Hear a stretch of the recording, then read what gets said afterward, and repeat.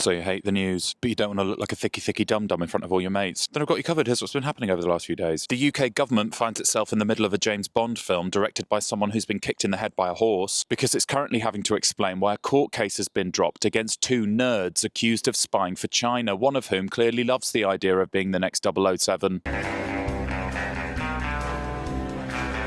Just a little tip, mate. If you're accused of spying, don't come out of court wearing dark glasses, moron boy! As you can imagine, there are lots of sneaky details in this sneaky story, but sneaky basically, the lawyers needed the government to officially say that they thought China was a national security threat. But they didn't want to do that because Keir Starmer is said to be planning a visit to Beijing, and the Chancellor is trying to drum up Chinese investment. So instead, the Labour government used the previous Conservative government's description of China as an epoch-defining and systemic challenge, to which the lawyers said, well, we can't put Nerd 1 and Nerd 2 on trial then, leaving the government shaken but not fucking doing its job properly. In her posthumous memoir published this week, Virginia Giuffre, the woman trafficked by Jeffrey Epstein and abused by Prince Andrew, has accused Prince Andrew of being entitled. I'm sorry, entitled? This guy? He's as down-to-earth as they get, lady. He eats in Pizza Express, for Christ's sake. I'd taken Beatrice to a Pizza Express in Woking.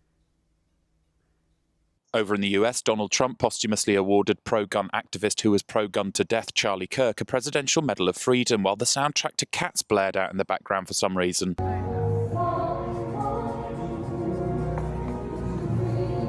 Trump also officially made October 14th the National Day of Remembrance for Charlie Kirk, which will involve everyone gathering round to share hate speech and wearing turtlenecks just to be safe. And finally, Celia Imrie farted on TV.